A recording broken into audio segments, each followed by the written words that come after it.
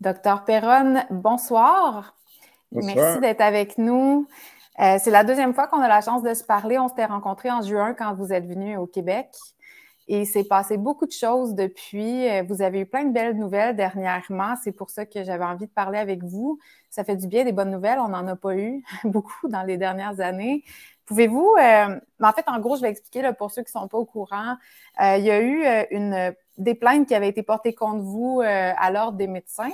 Et dernièrement, la Chambre disciplinaire de première instance d'Île-de-France vous a donné raison sur toute la ligne. Pouvez-vous nous expliquer c'est quoi un peu la Chambre disciplinaire? On n'a pas ça au Québec. Le Conseil de l'ordre est divisé en sections, sous-sections, qu'il y a des conseils départementaux, des conseils régionaux. Donc, l'Île-de-France, c'est le Grand Paris, c'est la région parisienne. Il y a le Conseil national. Donc, quand j'ai été convoqué plusieurs fois au Conseil de l'ordre depuis 2020, parce que quelquefois mes propos déplaisaient au Conseil de l'ordre national qui me faisait convoquer, mais par le Conseil départemental, le conseil de mon département, là il y a mon hôpital, c'est les Hauts-de-Seine, près de Paris. Et là, c'était des rencontres dites confraternelles, c'est-à-dire que je n'étais pas mis en jugement, simplement ils voulaient m'écouter, me donner un avertissement comme ça oral en disant faites attention parce que sinon ça va peut-être chauffer pour vous. Et puis, donc j'ai été plusieurs fois comme ça. Et puis après, c'est le Conseil national de l'ordre des médecins qui a porté plainte contre moi. Et quand il y a pour aller en chambre disciplinaire, et quand on est en première instance, en première convocation, on passe devant la chambre disciplinaire de la région. C'est pour ça que c'est la chambre de l'Île-de-France, qui n'est pas le Conseil national. Donc c'est le Conseil national qui a porté plainte contre moi et c'est la région qui a, qui a, qui a voté, quoi. C'est un jury qui est composé, alors ils étaient 6 ou 7. Alors, il y a une magistrate, la présidente qui est une magistrate, et les autres, ce sont des médecins qui ont été élus par leur père. Et là, c'était la chambre disciplinaire, c'est elle qui peut donner des sanctions si elle le souhaite. Alors, ça, il y a l'avertissement, le blâme, la radiation. Après, il y a des radiations avec sursis, des radiations temporaires, des radiations définitives. Bon, moi, finalement, ils ont dit, vous n'avez rien du tout. Bravo. Non seulement euh, vous étiez légitime pour parler, donner un avis différent du gouvernement, puisque en France, vu votre parcours national, international, vous étiez peut-être un des mieux placés pour pouvoir juger de la situation. C'est ce qu'ils ont écrit, hein. Ouais. Et non seulement vous aviez le droit de parler, mais en plus, vous en aviez l'obligation. C'est très fort, hein, ce qu'ils ont dit, Oui, hein. vraiment. En fait, c'est ça, c'est qu'on ne fait pas juste vous dire que, bon, c'était pas trop grave ce que vous avez fait, c'est qu'on vous dit que vous aviez le devoir de le faire en tant Voilà. que spécialiste reconnu internationalement.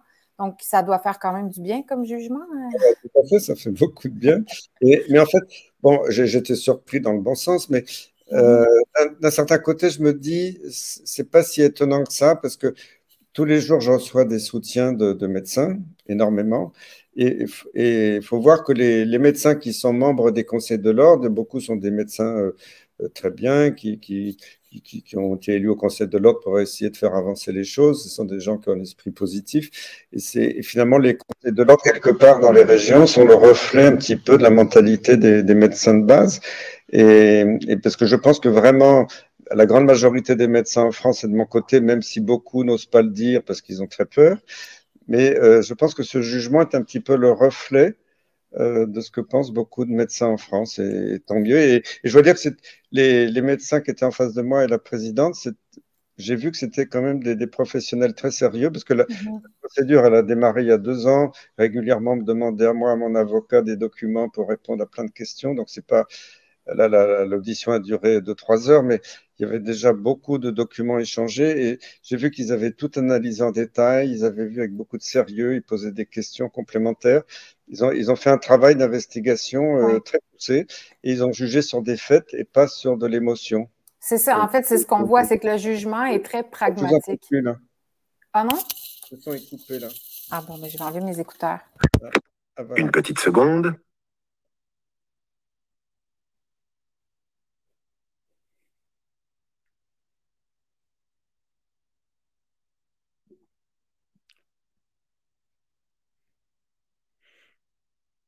Votre son est coupé sur on voit le petit logo. Ah voilà, ça y est.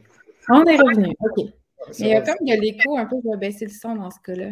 Oui. Oui, ben en fait, ce que je trouve intéressant, c'est que c'est des médecins aussi qui ont porté plainte contre vous. Donc là, on a des médecins qui viennent de vous défendre, mais on a aussi des médecins qui ont une lecture diamétralement opposée de ce Alors, qui s'est passé le- pendant la pandémie et qui considèrent que ce que vous avez fait, c'était mal. Ça m'étonne. il y a un seul médecin qui m'a attaqué officiellement au Conseil de l'Ordre, c'est un petit jeune qui était interne en médecine quand il a commencé à m'attaquer. Il faut voir qu'en juillet 2020, je ne le connaissais même pas. Il avait fait une pétition nationale pour que je sois convoqué devant l'ordre des médecins pour que je sois radié parce que j'avais osé écrire un livre. Donc, j'étais très surpris. Et ce jeune médecin, il a écrit pendant l'été 2020 14 tweets injurieux à mon égard, diffamatoires. Donc, heureusement, j'avais fait faire des constats d'huissier. Moi, je n'ai pas de compte Twitter, mais des amis m'avaient envoyé des copies d'écran, donc je les ai fait constater officiellement. Wow. En plus, je l'ai attaqué après en usurpation de titre parce qu'il était interne après jeune assistant. Il se faisait passer pour l'infectiologue de l'hôpital Bichat. Il n'avait pas le droit d'utiliser le terme infectiologue. Maintenant, il l'est devenu depuis, mais à l'époque, il n'avait pas le droit. Donc, c'était usurpation de titre, ce qui est grave. Ouais. Et surtout, le plus grave, c'est que il a fait croire au directeur du groupe des hôpitaux publics de Paris, qui est l'assistance publique hôpitaux de Paris, et au président de tous les doyens des facultés de médecine de la région parisienne. Il a fait croire que c'était à cause de moi qu'il avait reçu des menaces de mort sur Internet, parce que comme il est toujours très, très virulent sur Twitter, parce que je condamne ça, mais il y a des gens qui l'ont attaqué et qui l'ont menacé. Mais j'ai pu prouver, grâce à toutes les copies d'écran de tweets, qu'il avait reçu ces menaces, même avant que je connaisse l'existence de ce monsieur, et plusieurs mois avant que je le cite pour la première fois dans les médias. Et même au début, je n'ai même pas cité son nom, et moi, je ne l'ai jamais critiqué en tant qu'homme, en tant que médecin. J'ai Ouais. juste critiqué une publication qu'il a faite qui, pour moi, était mauvaise. Et on a publié c'était une méta-analyse sur la chloroquine, et nous, avec des collègues, on a publié une autre méta-analyse qui allait dans l'autre sens. Donc, moi, en tant que professeur des universités, j'ai quand même le droit de critiquer une publication. C'est pas pour ça que je l'ai attaqué à titre personnel. Mhm. Euh, J'avais aussi dit qu'il n'avait pas déclaré ses conflits d'intérêts institutionnels parce qu'il revenait juste de l'Imperial College à Londres. L'Imperial College qui avait dit que ça allait être l'hécatombe en Europe, et Ah, l'Imperial College qui était financé de façon très forte par la fondation Bill et Melinda Gates. Donc voilà, j'ai simplement reproché qu'il fallait qu'il ait un peu de mesure et qu'il dise au moins que quand il a déclaré tout ça, il était encore de finir une thèse à l'Imperial College. Voilà.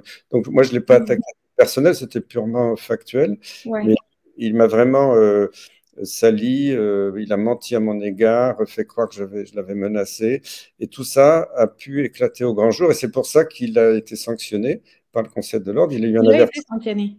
Oui, il a eu un avertissement. Là, ils ont été gentils parce qu'ils ont dit, bon, on lui donne pas plus qu'un avertissement parce il y avait un peu la confusion dans cette épidémie. Il s'est excusé en public devant le jury. Bon, maintenant, il veut faire appel, il fait appel. Moi, je m'en moque, hein, Est-ce qu'il c'est fait pas... appel? Oui, OK. mais bon, Bon, mais c'est à croire qu'il y en a une dent contre vous. oui, ben, je crois. Bon, de toute façon, bon, on va pas parler de lui éternellement, c'est un épiphénomène. Le plus important, c'est vraiment le Conseil de l'Ordre qui a rappelé que j'avais le droit de m'exprimer. Et je suis très heureux de ça parce que dans la Constitution française de la République, c'est inscrit que les universitaires ont une liberté de parole normalement. Oui, oui, c'est ça. Le Conseil de l'Ordre a dit que je m'étais toujours prononcé de façon mesurée, sans invective, et que j'étais tout à fait légitime à le faire. Ça m'a Mhm. fait plaisir parce que dans les médias, certains experts, même certains juges dans d'autres endroits en France avaient dit non, mais maintenant, c'est fini la liberté d'expression, on est obligé de suivre le gouvernement au nom de la santé publique. Et même avec quelques collègues et puis une avocate, on a oui, attendez, je confonds. Oui, c'est avec mon avocat puis d'autres collègues, parce que j'ai eu plusieurs procédures. Donc, on avait déposé une plainte au Conseil d'État il y a plusieurs mois pour demander que soit reconnue la liberté d'expression des médecins et notamment des professeurs d'université. Et c'était rejeté d'un revers de main par le Conseil d'État en disant non, non, il n'y a aucune liberté pour les médecins, ils doivent suivre le gouvernement. Mais il faut savoir que le Conseil d'État et le Conseil constitutionnel, qui sont les deux plus hautes instances, malheureusement, ils sont dans les mains d'Emmanuel Macron et qu'ils rejettent de toute façon toutes les plaintes systématiquement. Donc, il y a vraiment un conflit d'intérêts, finalement. Ah, bien sûr, oui, oui. Ouais. Donc là, je dois dire que la Chambre régionale du Conseil de l'Ordre, elle a fait son travail, à mon avis, elle l'a fait de façon honnête, elle a bien analysé les faits. Après, le Conseil de l'Ordre national, évidemment, n'est pas très content.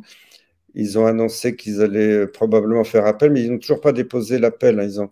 Ils OK. ont pris date parce qu'il y a une date limite pour faire appel. Ils ont dit, mais ils ont dit dans leur communiqué qu'ils prendraient la décision au mois de décembre lors de la réunion plénière du Conseil national. Donc pour l'instant, l'appel n'est toujours pas officiel. OK. Après, s'ils font appel, je ne sais pas trop quels arguments ils vont trouver parce que Ben, en fait, c'est ça, parce que je lisais le jugement qui a été rendu, puis comme vraiment sur toute la ligne, ils ont analysé les faits, comme vous dites, puis ils ont reconnu qu'il n'y avait pas de faute qui avait été commise. Cependant, on vous a quand même malmené beaucoup dans les dernières années. Maintenant que ce jugement-là vient de tomber, c'est quoi les impacts concrètement que ça va avoir, vous pensez, sur votre vie, puis sur tout le monde qui essaie d'avoir un discours bon, un peu on m'a divergent? dit ça, je suis content, mais ça n'a pas changé grand-chose parce que même s'ils m'avaient fait des sanctions, maintenant j'ai pris ma retraite il y a quelques mois, ça n'aurait pas changé ma vie. Bon, ça m'aurait un petit peu vexé, humilié de ne plus pouvoir être médecin, pas pouvoir prescrire même pour ma famille ou mes proches, Ouais. mais ça n'aurait pas été au-delà. Donc finalement, mais ce jugement m'a fait très plaisir parce qu'il m'a rendu quelque part mon honneur, parce que j'ai été traîné dans la boue, dans les médias, par des collègues. Alors ils sont pas contents, hein. Il y a des Mhm. réactions vraiment violentes. Là encore, j'ai pas Twitter, mais on m'a envoyé des copies d'écran là, la semaine dernière, ou juste après le verdict. Il y a des médecins, ce sont des médecins qui ont écrit ces tweets. Il y en a un en France qui a écrit c'est une honte pour le Conseil de l'Ordre. Péronne, c'est le boucher de Garches. Garches, c'est la ville où il y avait mon hôpital. Oui. Ah, mon Dieu.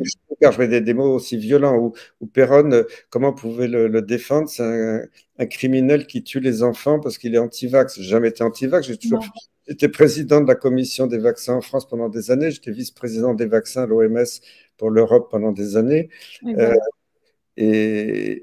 mais je pense que là, ils sont dans une telle angoisse parce qu'on le voit, même mes collègues infectiologues et autres qui allaient tout le temps sur les plateaux.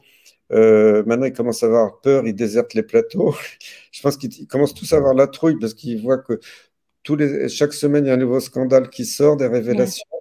Mais alors, ils sont tellement en colère, angoissés, puis quand ils sont au dos du mur comme ça, c'est une bête qui est acculée, elle devient féroce, hein. Ouais. J'ai l'impression de vivre ça. Bon, moi, ça me touche pas plus que ça. Ça m'amuse pas parce que la situation est dramatique, mais je préfère quelquefois en rire. J'ai pitié pour tous ces gens-là qui, Mhm. probablement certains étaient de bonne foi, ils ont été manipulés. Ouais, oui, oui. On peut pas supposer non plus pourquoi ils ont pris ces positions-là. Mais est-ce que vous pensez, vous dites qu'il y a un scandale qui sort à toutes les semaines. Est-ce qu'en France, on en parle un peu plus dans les médias de masse ou est-ce que ça reste quand même Les médias de masse, il ne faut pas oublier qu'Emmanuel Macron, qui dit qu'il n'y a plus un sou en France, il a donné 3 milliards d'euros en un an et demi aux médias principaux. Bon, il n'a pas donné aux médias alternatifs, mais ce qui est très amusant aujourd'hui, c'est que les médias alternatifs ont plus d'audimat que les médias de masse. Euh, Quand je passais dans les médias de masse, parce que j'ai été censuré dans les médias de masse par presque ordre gouvernemental via le Conseil supérieur de l'audiovisuel qui avait fait un communiqué en disant n'invitez plus le charlatan Perron. Donc, à part une ou deux exceptions, j'ai pu être invité depuis très très longtemps. Et quand j'étais sur les médias de masse, c'était très rare qu'on me reconnaisse dans la rue. Maintenant que je suis sur les médias alternatifs, on me reconnaît tous les jours. Et même quand j'étais à Montréal, on m'avait reconnu dans la rue d'ailleurs. Ah oui? C'était très touchant. Donc voilà, c'est les médias alternatifs maintenant un pouvoir énorme. Et c'est pour ça que Macron et les autres gouvernements sont sur les nerfs. Et si vous avez vu en France, la chaîne Rumble a été interdite par le gouvernement français. Ah Le, oui? le communiqué date d'hier, hein, je crois, parce que Rumble ne censurait pas. Ouais, Et ça rend fou furieux nos chers dictateurs, parce que maintenant, j'estime qu'en France, on n'est plus en démocratie, on est en dictature. Quand on ouais, commence à censurer comme ça tous les médias, c'est terrible. Et moi, beaucoup de journalistes sur les réseaux alternatifs m'ont interviewé sur YouTube, quelquefois sur Facebook. Alors maintenant, sur YouTube, euh, récemment, c'était quoi? C'était même il y a quelques mois, j'ai pas duré plus d'une heure parce que quand il y a des mots-clés qui doivent apparaître sur l'ordinateur Perron, ah, le diable est là, oui, crac, oui. c'est fini. Censuré immédiatement, oui. Je C'est sais fou. quoi, j'ai vécu beaucoup la censure. Moi, je publie presque plus rien sur YouTube à cause de ça parce que j'ai été censurée à répétition. Donc, c'est assez Et moi, spécial ce qu'on a vécu. j'avais une page Facebook Christian Perron officiel qui a été fermée en juillet, pas juillet 2022, mais déjà juillet 2021. Et vous savez, le prétexte qu'ils m'ont donné, je faisais appel à la haine et à la violence. Ouais, C'est ils sont vraiment, sympas. c'est tellement, en fait, c'est basé sur rien. C'est ça qui est incroyable. C'est un peu basé sur du vent parce que, bon, j'ai suivi vos propos publics depuis le début de la pandémie. Et s'il y a quelque chose que vous faites pas, c'est bien inciter à la haine. Vous êtes très, très nuancé. D'ailleurs, vous avez sorti 3 livres pendant la pandémie. Il y en a un qui sort aujourd'hui, vous m'avez dit? Oui, ils sont aujourd'hui alors en France. J'espère qu'il va traverser l'Atlantique rapidement. On va Donc, s'arranger. je vous montre. Normalement, j'avais demandé qu'on vous en envoie un, mais vous ne l'avez peut-être pas encore reçu. Donc, c'est Je les vais le 30. lire avec joie quand je vais le recevoir, du moins. Puis ça s'appelle Les 33 questions auxquelles ils n'ont toujours pas répondu. C'est qui Et ça, ils? sous-titres parce que vous avez le droit de savoir. Donc, Ah, c'est toujours chez Albin Michel. Donc, comme ça, il y aura la trilogie Perron, les 3 livres. Les 2 premiers étaient des best-sellers en France, ont eu un énorme succès. Donc, j'espère que celui-là aura aussi un Mais succès. pour moi, ça, c'est vraiment encourageant de savoir que ça a été des best-sellers parce que ça montre que les gens sont pas satisfaits avec l'information qu'on leur a donnée, qui était vraiment bon, une seule information, un seul mode de pensée, puis que les gens ont pris finalement l'initiative d'aller se renseigner par eux-mêmes. Selon vous, c'est qui ce il quand vous dites il dans votre Et film? c'est les comploteurs, c'est les covidistes. Moi, je suis fier d'être complotiste parce que ça fait plus de 2 ans que je dénonce un complot mondial.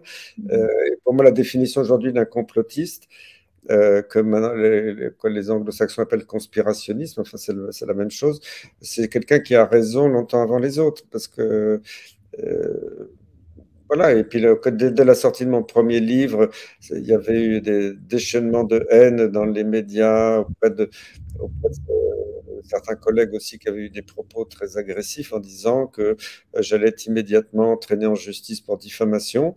Mais tout ce que j'ai dit dans mes livres, je ne diffame personne, tout est prouvé. Oui. Euh, Bien sûr, avant, les livres ont été relus par des avocats, ils ont vérifié que tout était bien sourcé. Et Oui. c'était le cas pour les 2 premiers livres, c'est le cas pour le troisième. Et je n'ai attaqué personne, ou quelquefois je me moque gentiment de telle ou telle personne, mais je le fais avec humour. Et quand, par exemple, dans le livre précédent, je disais, bah, tiens, c'est bizarre, Olivier Véran, il dit quelque chose tel jour, et puis 2 mois après, il dit exactement l'inverse. Je le cite, je cite les références, et c'est pas moi qui attaque le ministre, c'est le ministre qui se ridiculise tout seul. Ouais. Exact. Moi, je suis inattaquable là-dessus, donc je suis très à l'aise parce que dans ce troisième livre aussi, tout est vérifié, donc Ben, j'ai aucun. j'imagine que Albin Michel aurait jamais publié un livre sans le vérifier avant, quand même, là.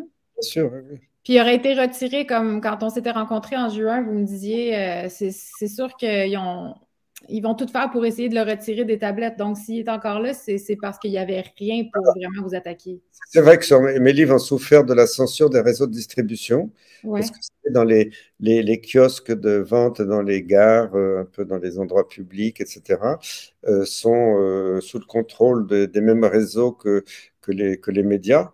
C'est toujours dans les mains d'une poignée de milliardaires. Et donc, il y a eu des consignes de dire, bah, surtout le livre de Perron, vous ne l'affichez pas dans les vitrines, dans les gares. Bien sûr. Parce que le premier, de temps en temps, je l'ai aperçu furtivement. Et le deuxième, je ne l'ai jamais vu. Et le troisième, je pense qu'il n'aura pas beaucoup de chance non plus.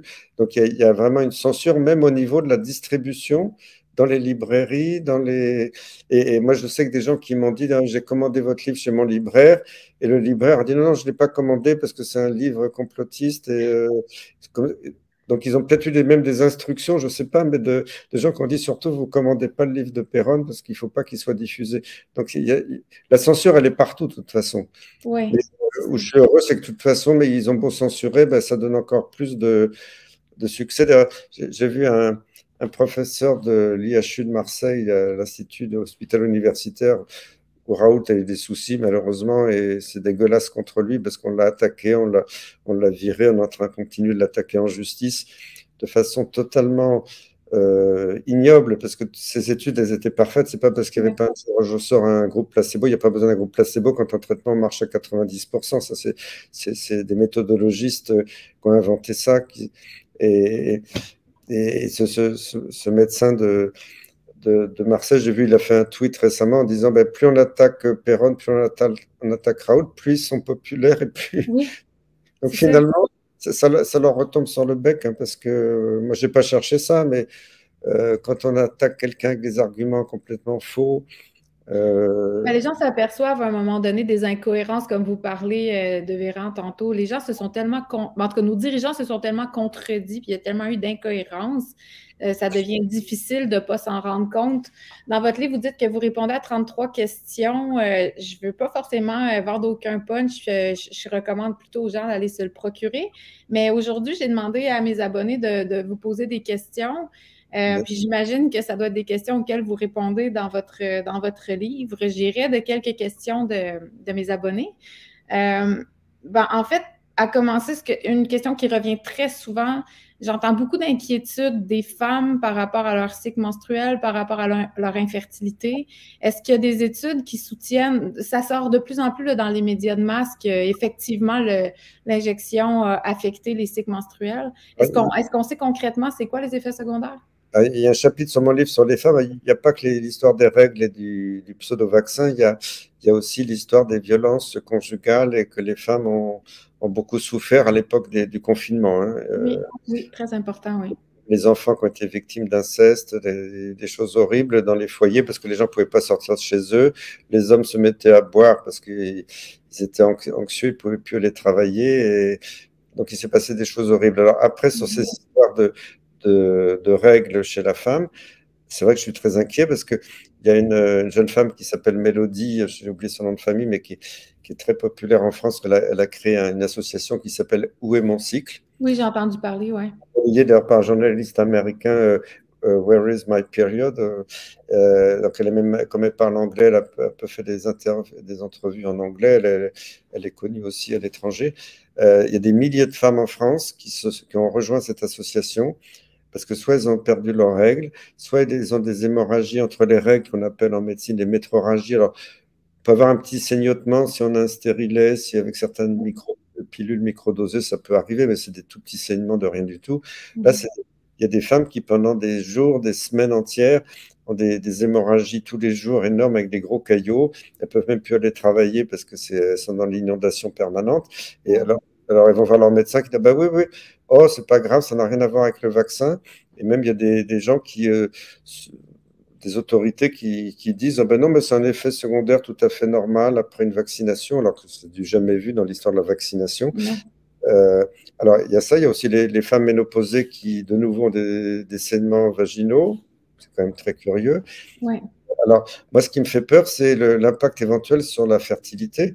On n'a pas encore beaucoup de données, quoi qu'il y ait bon, pour l'instant, c'est encore des rumeurs. J'attends un petit peu avant d'être sûr, mais on a l'impression qu'il commence à y avoir une baisse de fertilité dans certains pays. On peut déjà mesurer, parce que ça fait pas assez longtemps, j'imagine. C'est pas confirmé, je ne veux pas Ouais. m'aventurer sur des données pas confirmées, mais c'est à surveiller en tout cas dans les mois qui viennent. Mais ce qui est en tout cas tout à fait officiel en France, c'est que déjà, ça m'avait surpris, c'était le mois d'avril dernier, 2022, le ministère de la Santé fait un petit communiqué en disant attention, on s'attend à une épidémie de stérilité, ce sera dû au Covid, bien sûr, tout est dû au Covid. Et puis récemment, j'ai vu il n'y a même pas 2 semaines, il y a des recommandations, tout un rapport du ministère de la Santé français pour dire comment gérer la situation face à la baisse de la fertilité. Et alors, après, ils peuvent trouver des prétextes, c'est du réchauffement climatique, Oui. l'alimentation. Et il y aura la même chose chez les hommes, parce qu'il y a eu une alerte, attention, baisse de fertilité chez les hommes. Et alors, il y a même un article paru dans une revue à comité de lecture, hein, une revue médicale officielle. Alors, je ne sais plus le nom de l'auteur, je ne sais plus quel pays. Ça m'a paru très foireux, cette étude, parce que il dit bah, on commence à voir une baisse de fertilité chez les hommes, ça va s'accentuer, mais c'est dû au fait que, alors je ne sais plus qu'est-ce qu'il avait trouvé comme prétexte, c'était l'alimentation ou le réchauffement climatique, il y a un changement du microbiote du sperme. Alors là, j'ai hurlé de rire parce que le sperme est stérile, normalement. Ah oui, ok. Il n'y a pas de microbiote. Des bactéries dans le sperme, bah, c'est que le sperme est contaminé parce qu'on a une infection de la prostate, une infection sexuellement transmissible, bon, ça peut arriver, mais en population générale, le sperme est stérile.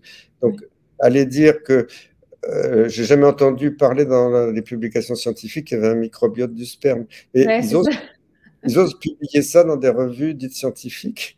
Wow. Donc, je me dis attention à la manipulation. Qu'est-ce qui nous prépare là-dessus? Et moi, j'ai des témoignages d'hommes jeunes qui, après l'injection, ont eu des douleurs terribles dans les testicules pendant plusieurs jours.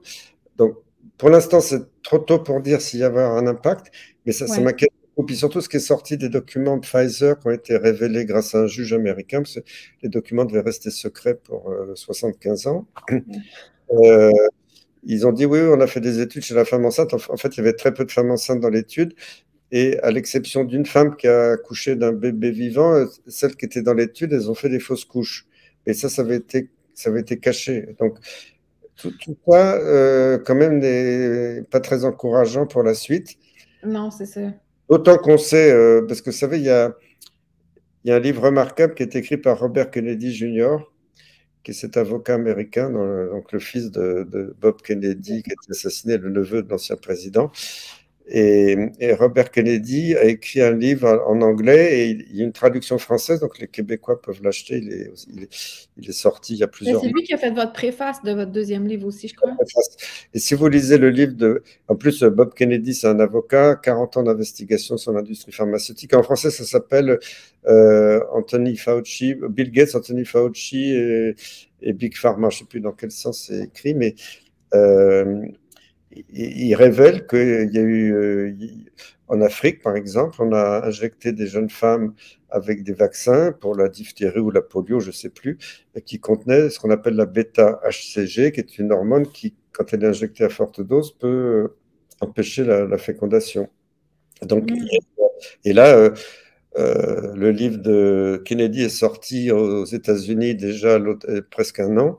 Il était best-seller aux États-Unis. Il n'a jamais été attaqué une seule fois pour diffamation, pour un Fox.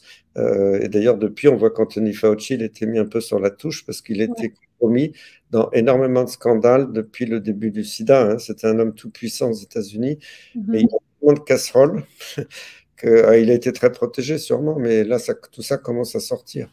Ça s'effondre un peu. En fait, c'est ça qui est encourageant, c'est de voir que la vérité sort. Quand même, je trouve que c'est très, très sommaire. En France, ça semble aussi différent du Canada et du Québec. Là. Nous, on n'a pas vraiment de médecins qui ont. Je peux pas dire qu'il n'y en a pas, mais il n'y en a pas beaucoup qui ont osé faire un contre-narratif. Là. Est-ce que vous pensez, d'ailleurs, c'est une question que je voulais vous poser, je suis un peu du coq à l'âne, mais est-ce que vous pensez que la décision qui a été rendue sur votre jugement peut avoir une répercussion en dehors de la France, Ah, outre-mer? je le pense parce que déjà, je sais qu'au Québec, l'autre jour, j'étais en direct avec le Québec et c'est eu un grand succès. Le journaliste que je connais m'a dit bah, tous les Québécois sont avec vous, ils sont super contents. Donc, déjà, même sur le monde francophone, en Afrique, puis au Moyen-Orient, en Asie, quand il y a beaucoup de francophones, en Europe, ils me soutiennent à fond. Et ça peut avoir un impact parce que je sais que déjà les Belges et les Luxembourgeois ont envoyé ça à leur conseil de l'ordre pour dire regardez ce qui se passe en France. Wow. Donc ça peut peut-être aider. Et même dans le monde anglophone, parce qu'il se trouve que comme je m'étais battu pendant des années pour la reconnaissance de la maladie de Lyme chronique, qui est aussi une bactérie qui a été modifiée par l'homme, qui est utilisée comme arme de guerre. Hein. Donc on n'a pas le droit de parler de la maladie de Lyme. Et Mary Beth Pfeiffer, qui est une journaliste américaine, qui est connue aux États-Unis. D'ailleurs, j'avais écrit une petite préface pour son livre sur la maladie de Lyme. Elle m'avait déjà. On avait eu des entrevues ensemble il y a longtemps sur le Lyme. Mais elle est passée à Paris il n'y a pas très longtemps. Donc, on s'est vu. On a fait une entrevue. Elle a fait tout un article. Et c'était juste avant mon verdict au Conseil de l'ordre. Après, je l'ai tenu au courant. Donc, elle a fait un petit article là-dessus. Et son titre, c'était un médecin triomphe contre la répression Covid ou quelque chose comme ça. Et donc, ça a fait tout le tour du monde anglo-saxon et puis en Europe, dans les pays qui parlent mieux l'anglais que le français. Donc, j'ai eu des échos de beaucoup de pays Wow. pour me féliciter. Et il y a quelques jours, là, je reviens de Fatima au Portugal, où une médecin portugaise avait organisé une réunion internationale d'experts Covid. Et j'ai pu rencontrer des gens super bien. Et le verdict était connu de tous les médecins du monde entier qui étaient là. Et ils m'ont applaudi comme un héros. Parce que donc Wow. Je n'ai pas fait exprès, mais voilà, ça montre que ça a eu un impact à l'international. Et où là, j'ai failli pleurer, c'est que McCullough, ce cardiologue très célèbre aux États-Unis, qui s'est battu, Ouais. qui a montré qu'il y avait beaucoup de problèmes cardiaques, infarctus, myocardite, tout ça avec ces soi-disant vaccins. Il devait participer en visioconférence au Congrès. Et puis il a annulé à la dernière minute parce que la veille, il a appris qu'il avait été radié aux États-Unis par le Conseil de l'ordre des médecins américains. Alors Ouais. j'espère qu'il fera appel, qu'il sera. Mais pour lui, je crois que ça a été très violent parce que c'était un des très grands cardiologues des États-Unis qui avait Ouais. des positions de rédacteur en chef dans des grands journaux de cardiologie. Et c'était une personnalité scientifique de haut Oui, puis niveau. un de ceux qui a été le plus, qui s'est fait le plus entendre avec Dr. Malone, vraiment, c'est dans les prédominants pendant la pandémie, j'étais pas au courant. Je vois des professeurs américains, je ne vais pas citer les noms pour ne pas les mettre dans l'embarras, mais que fois j'ai même jamais vu, mais on a quelquefois échangé par courriel ou qui m'envoyaient des messages de félicitations. C'est-à-dire que ma victoire en France, elle a été vue aux États-Unis et ça, Ouais. je pense. Et au En tout cas, Canada, souhaitons-nous qu'au Canada, elle ait aussi un impact parce que les jugements n'ont pas encore été rendus. Donc, peut-être que ça crée un précédent. On va se le souhaiter. Je vais revenir aux femmes enceintes parce que je suis enceinte, puis parce qu'il y a quand on s'est vu, je venais juste de l'apprendre, puis maintenant je suis rendue à 7 mois.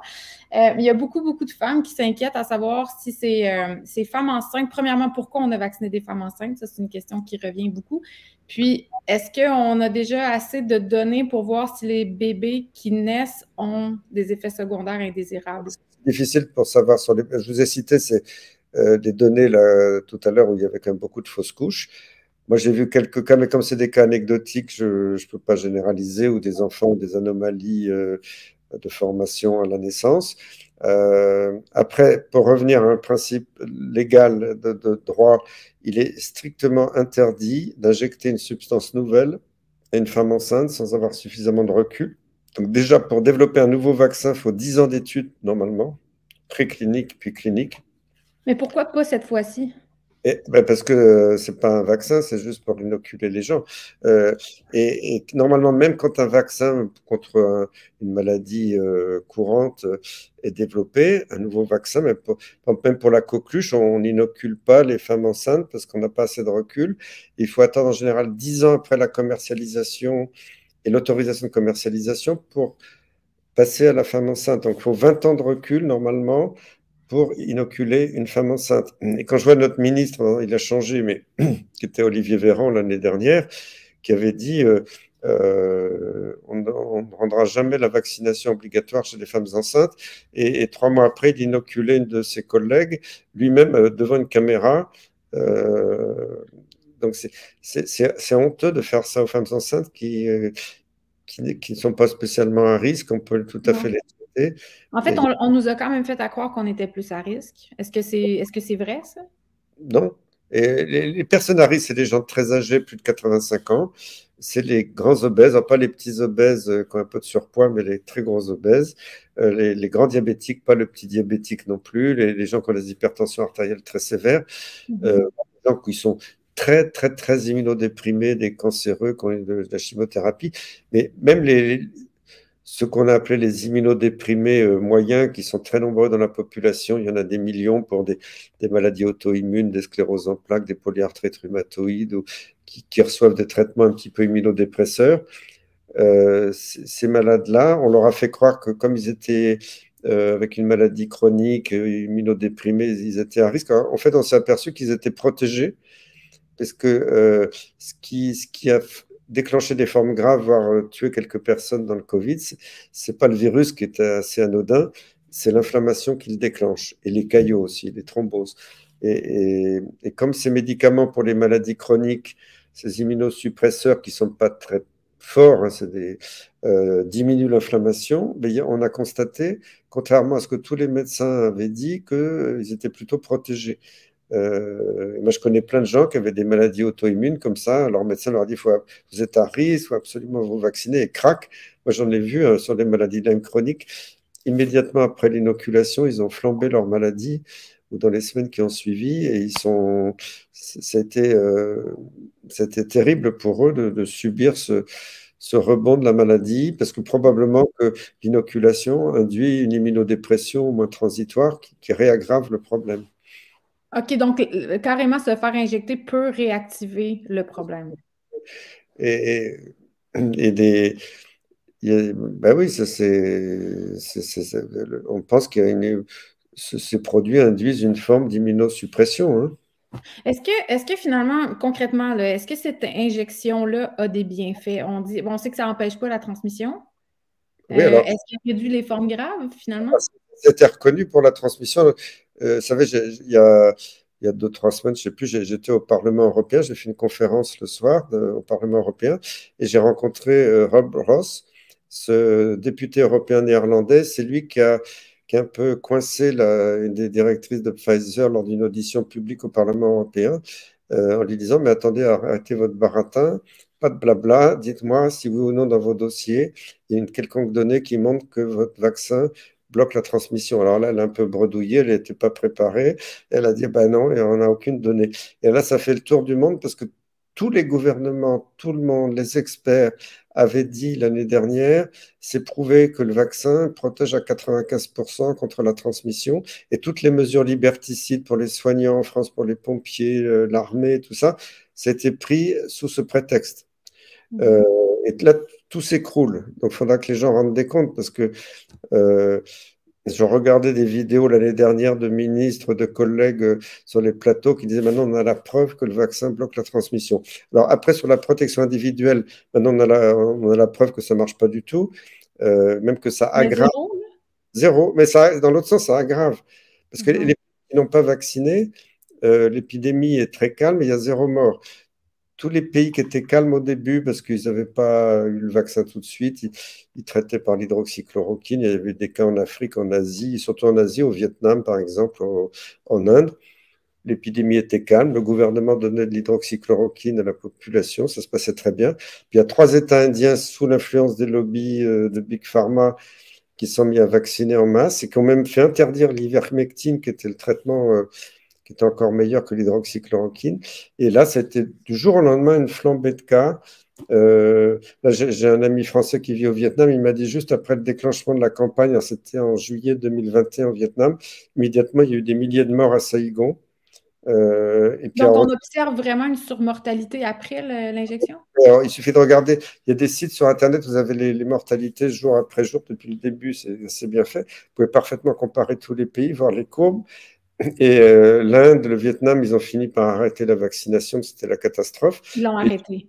et depuis, l'épidémie a régressé, il n'y a plus de morts. Et l'Inde, c'est pas un petit pays, c'est pas Monaco, c'est 1 milliard et presque 400 millions d'individus. Alors quand les gens disent, ah ouais, mais c'est pas publié dans le Lancet, donc ça n'existe pas, il faut arrêter. Oui, c'est ça, en fait. C'est que ces informations-là sortent pas, on dirait, au grand jour. Puis c'est là moi, Ben je oui. pense que c'est là qu'est le combat, c'est de faire connaître cette information-là.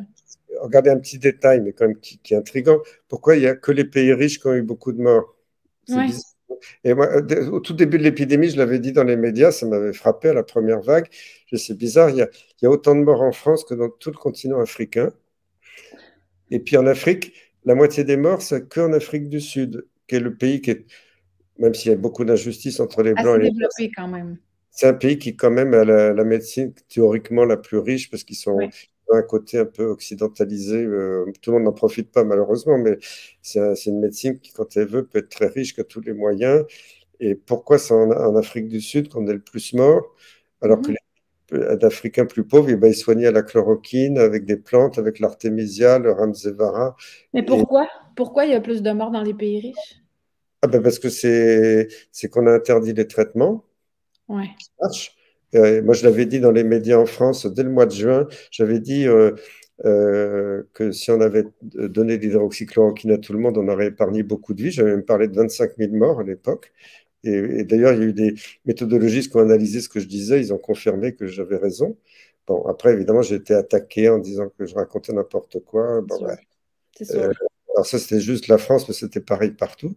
Oui. Euh, et puis après, c'est on a inoculé de force des produits expérimentaux, ce qui est totalement illégal dans les lois de chaque pays, dans les traités internationaux, dans le code de Nuremberg.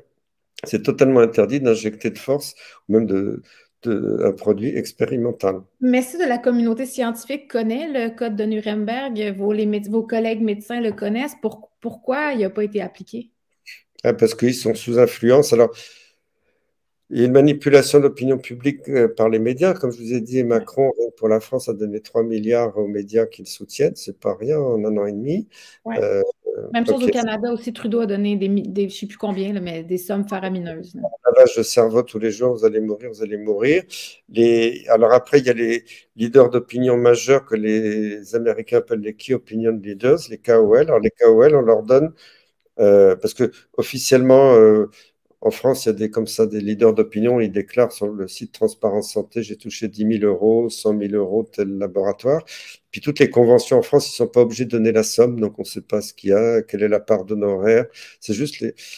Et, mais ça, moi j'ai des amis qui sont des anciens de l'industrie pharmaceutique ou qui travaillent encore dans l'industrie, même des Français qui travaillent au plus haut niveau aux États-Unis, qui me l'ont déjà dit, même avant le Covid, du temps du sida, m'ont dit, bah, tu sais, Christian, tes amis là qui font beaucoup de promotion, c'est pas 10 000 euros ou 100 000 euros qu'ils touchent, ça, c'est le pourboire, ils touchent des millions, ce sont des comptes. Et ça m'a été confirmé. Après, j'ai parlé un peu avec des gens de l'industrie en France qui sont des amis qui me font confiance. Alors, je ne révélerai pas les noms parce que après, je vais être exécuté sur place. Oui, c'est ça. Mais je sais que ça existe. Alors, ils ne sont pas très nombreux, c'est-à-dire qu'ils en ont quelques-uns dans chaque spécialité. Mais qu'est-ce que c'est que donner 1 million d'euros à quelqu'un qui influence toute sa société savante, tous les groupes de médecins, qui écrit des éditoriaux dans les journaux, s'ils raflent après des milliards d'euros de bénéfices dans les années qui suivent? Pour eux, c'est pas grand-chose, c'est un petit investissement. Oui, Pour c'est ça. alors après, beaucoup de médecins sont tout à fait honnêtes, ne sont pas du tout corrompus, heureusement, la grande majorité, mais Oui. et ils suivent le mouvement. Si vous avez une petite poignée d'influenceurs dans une société savante, dans les journaux médicaux, puis alors les journaux médicaux, même les plus grands, le Lancet, New England Journal of Medicine, c'est leurs rédacteurs en chef eux-mêmes qui l'avouent, sont pourris, sont vendus à l'industrie pharmaceutique, écrivent des études frauduleuses, et tout ça, tout le monde le sait. Mais on continue à dire, ah bah, si c'est pas publié dans ce journal, ça n'existe pas sur le plan scientifique. Oui, c'est ça. Donc ils ont contrôlé tout le système. Et puis c'est les méthodologistes qui sont quelquefois médecins, mais pas tous, qui ont fait un peu d'études de mathématiques, il y a une trentaine d'années, ont pris le pouvoir sur la médecine en France et dans beaucoup de pays en disant, vous les médecins, vous êtes des artistes, vous n'êtes pas des gens sérieux. Il faut que la médecine devienne une science mathématique exacte. Et c'est eux qui ont imposé les études randomisées, les tirages au sort, les machins. Mais quand j'ai vu les magouilles, moi j'ai travaillé dans la recherche clinique, c'est très facile de truquer les données parce que moi j'ai discuté avec des anciens de l'industrie qui me l'ont avoué, ils m'ont dit on a passé notre temps à faire ça quand une étude n'était pas tout à fait significative, la différence n'était pas très nette pour mettre sur le marché un nouveau produit, ben, on supprimait un sous-groupe de patients qui nous OK. arrangeait pas et du coup ça devenait significatif. Puis, même s'il y a un audit 5 ans après, quand les données ont été supprimées de l'ordinateur, personne ne les voit. Donc, Donc, ça fait longtemps que vous êtes témoin qu'il y a eu vraiment de la fraude à l'interne. bien avant le Covid. Donc, et même dans mon livre sur la vérité sur la maladie de Lyme, que je recommande aussi aux Québécois, c'est en français aux éditions Odile Jacob, je parle déjà de ces magouilles, je parle déjà des témoignages des rédacteurs en chef du New England Journal, parce que tous les ans, dans les grands journaux médicaux, il y a un gars du CDC d'Atlanta, le Centre de surveillance des maladies, qui dit, ben non, la maladie de Lyme chronique n'existe pas. De la Société américaine de maladies infectieuses, l'IDSA, qui dit la même chose, où là, la PCR est très mauvaise, c'est que des faux positifs. Et comme par hasard pour le Covid, ben, la PCR, c'est génial, il faut la faire. Et même en population générale, chez les gens qui n'ont aucun symptôme, ce qui est totalement interdit, normalement, dans la PCR, on doit la faire chez les gens qui ont des symptômes, une suspicion de diagnostic clinique ou radiologique. Donc, ils manipulent comme ils veulent, on peut manipuler les données de santé publique. Là, on a créé des deuxième, troisième, on est à la 8e vague en France, Oui, ici aussi. En fait, il ne faut pas perdre de vue la manipulation dont on a été victime, je pense, qui est quand même assez majeur, le contrôle et la manipulation par la peur, par la culpabilité. Je vois le temps qui file, puis j'ai encore deux questions que je considère vraiment importantes que je voudrais vous poser. Il y a beaucoup de gens qui m'ont parlé des crises cardiaques, le syndrome de la mort subite de l'adulte, moi, je n'avais jamais entendu parler de ça avant 2021. Est-ce qu'on peut faire un rapprochement avec ces crises cardiaques-là chez les jeunes en ce moment et la vaccination? Est-ce qu'on a des données sur mortalité? Le rapprochement, maintenant, il est établi. Il y a des publications scientifiques qui sortent. Ah, on aurait pu dire qu'il y a une petite augmentation de myocardite, mais là, c'est une montagne tellement énorme, et un pourcentage d'augmentation qui est gigantesque. Alors, ceux qui soutiennent la vaccination, oh oui, mais c'est pas grave, une myocardite chez un jeune, ça dure 15 jours. C'est pas Faux. grave. Comment on peut dire ça? Ça m'hallucine. Maintenant, on s'aperçoit, il y a même des publications qui commencent à le confirmer, qu'une partie des gens qui ont fait une myocardite alors qu'ils avaient 20 ans, 30 ans, ne récupèrent pas complètement. Le muscle cardiaque est enflammé et continue à se détériorer dans les mois qui suivent. Et récemment, moi, j'allais chez mon garagiste pour ma voiture. Il était un peu inquiet parce que son employé de 30 ans, qui était un jeune très sportif, ben, il s'est fait vacciner il y a 6 mois. Et puis là, il a eu une myocardite. Donc on lui dit, c'est pas grave, ça va passer, vous inquiétez pas. Et maintenant, il a un cœur dilaté comme un grand-père de 90 ans. Il peut pas marcher 500 mètres sans être essoufflé. Ça reviendra pas, ça. Ah ben, je pense pas. Quand le cœur est complètement bouffé, dilaté, c'est terrible. Et il y a une surmortalité qui semble. Au Portugal, j'étais au Portugal l'autre jour. Les Portugais, qui sont des gens très gentils, dociles, ils ont suivi leur gouvernement. C'est un des pays d'Europe les plus vaccinés. Et ils ont maintenant une surmortalité qui apparaît. Ça a été dit officiellement au Portugal, c'est pas moi qui ai inventé, qu'il y avait 20% d'augmentation de mortalité entre 20 et 50 ans au Portugal. Et même il y a des politiciens, des journalistes qui ont interrogé le gouvernement en disant, mais pourquoi, quelle est la cause, est-ce que vous avez fait des investigations? Et le gouvernement portugais n'a pas nié, d'ailleurs, il a reconnu, mais il est gêné, il a dit, ben, oui, mais c'est parce qu'on n'a pas encore les moyens de voir d'où ça vient, qu'ils ont noyé le poisson. Mais Incroyable. c'est affolant parce que je pense qu'on a exactement les mêmes chiffres dans d'autres pays, mais pour l'instant, c'est étouffé. C'est Euh, ça. Moi, j'ai arrêté de suivre les statistiques, mais il y a 6 mois déjà, j'avais suivi au niveau mondial, il y avait déjà plus de 1000 jeunes sportifs qui étaient morts en exercice, comme un footballeur sur le terrain de foot ou un Mais puis ça, cycliste. est-ce que ça arrivait avant? Non, jamais. On n'a jamais vu à ce taux-là. Ça pouvait arriver de façon exceptionnelle une fois, mais Oui, mais ça reste des exceptions. quand d'un seul coup, vous avez une telle hécatombe chez des jeunes partout dans le monde, je rappelle quand même que quand le président Ford, il y a longtemps aux États-Unis, avait lancé une campagne de vaccination pour la grippe porcine, Oui. il y avait eu assez rapidement, ils avaient recensé 25 morts, un chiffre de cet ordre-là, je ne sais plus le chiffre exact. Et tout de suite, ils ont arrêté en disant, oh là là, 25 morts, on arrête. Ouais. Et là, il y a des dizaines de milliers de morts en Amérique, en Europe, partout. C'est On peut-être des millions continue. de la planète, mais on continue. Ah non, tout va bien, il y a un signal. Mais ça, en soi, pour moi, c'est là où il semble y avoir des intentions vilaines parce que je ne comprends pas qu'il n'y ait pas un moratoire sur la vaccination. Tout le monde le demande depuis longtemps. Mais que si on demande ça, on se fait taxer de Mais vous, complotiste. vous l'avez demandé d'ailleurs, le moratoire, il y a un an. Et Ça n'a pas eu lieu. il continue. Et puis, mais ceci dit, faut voir ce qui se passe. C'est quand même très intéressant. Si vous regardez, il y a 2 semaines, je crois que c'est Bourla, le président directeur général de Pfizer, quelqu'un lui demandait, mais alors, vous ne pensez pas que vous êtes allé trop vite dans le développement de tout ça? Il a avoué, il a dit, oui, oui, probablement on est allé trop vite, mais c'est pas de ma faute, ce sont les experts qui m'ont poussé, qui m'ont dit qu'il fallait aller vite. Donc, il commence à se défausser sur les autres. Et là, on va s'amuser dans les semaines qui viennent parce qu'ils vont tous se taper dessus. Macron va dire, bah, c'est pas moi, j'y connais rien en médecine, c'est le conseil scientifique qui m'a dit de Ouais. faire ça. Et puis alors, en France, ce qui était grandiose, c'est que le président du conseil scientifique, que je connais depuis très longtemps, je l'ai connu interne en 1978, avec qui j'ai travaillé un petit peu sur le sida. Donc, il a présidé le conseil scientifique plusieurs années. Puis, je pense que Macron a dissous le conseil scientifique parce que les membres commençaient à ne plus être totalement d'accord. Ça fait déjà au moins un an que le président Jean-François Delfrécy avait un discours un petit peu ambigu Oui. et en partant, qu'est-ce qu'il dit? Ben, finalement, quand on regarde toutes les décisions qu'on a prises, l'effet a été nul. On n'a Ouais. pas choisi le bon vaccin, il n'a aucun effet sur la transmission pour protéger les gens. Il a On changé de discours diamétralement. n'aurait jamais dû apporter atteinte aux libertés, on aurait dû demander l'avis de la population, on aurait dû laisser le virus circuler pour développer l'immunité Oui. naturelle. Et, alors, je ne l'ai pas reconnu, j'ai chapeau Jean-François, mais pourquoi il dit ça le jour où il s'en va, quoi? C'est un peu dommage. C'est ça, en fait, c'est ce qu'on lui reproche aussi, c'est ça aurait été bien qu'il dise ça plus tôt dans le... Mais le plus fou, c'est que 3 semaines après, Macron crée un nouveau comité qui s'appelle le COVARS. Alors, il va peut-être aller sur Mars, mais et la présidente que je connais très bien, qui est la professeure Bogito Autran, qui est une immunologiste avec qui j'ai un peu travaillé sur le vaccin il y a quelques années. Alors qu'elle connaît très bien Jean-François Delfrécy, ils se voyaient tout le temps pour la recherche sur le sida. Euh, alors que Delfrécy, en partant, dit le vaccin ne marche pas. Elle arrive et dit ah, ce vaccin, il est merveilleux, il marche très bien. Le seul souci, c'est que les Français ne sont pas assez vaccinés. Puis après, elle était favorable aussi à la vaccination des enfants.